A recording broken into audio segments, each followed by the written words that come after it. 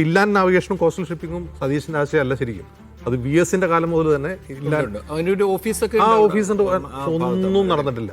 ഉൾനാടൻ ജലഗതാഗതത്തെക്കുറിച്ചും കോസ്റ്റൽ ഷിപ്പിങ്ങിനെ കുറിച്ചും VD സതീശൻ ധാരാളമായി ഇലക്ഷൻ സമയത്ത് പറഞ്ഞിട്ടുണ്ട്.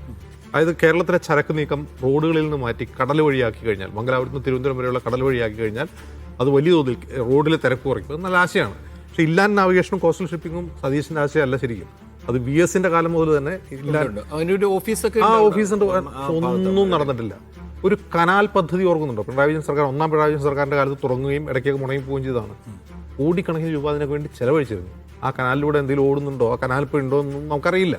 ഒരു വലിയ ഉദ്യോഗസ്ഥൻ അതിന് വേണ്ടി നിയമിക്കുകയും ചെയ്തിട്ടുണ്ട് ഈ പദ്ധതിക്ക് വേണ്ടി മാത്രമേ. അപ്പോൾ ഇതൊക്കെയാണ്. അപ്പോൾ ഇതൊക്കെ നടപ്പാക്കാൻ വേണ്ടിയായിരുന്നല്ലോ സതീശൻ പറയുന്നത് ജനാഭിലാഷം നടപ്പാക്കുമെന്നൊക്കെയാണല്ലോ പറയുന്നത്. അതൊക്കെ നടപ്പാവുമെന്ന് അറിയണം. അതുകൊണ്ട് ഈ വളരെ പ്രധാനപ്പെട്ട വകുപ്പുകൾ VD സതീശൻ ഏറ്റെടുക്കുമ്പോൾ അത്രയും ഉത്തരവാദിത്തത്തിന്റെ ഭാരവും സാഹസികതയും അത് ഇതിനുമേൽ കൂടുകയാണ്.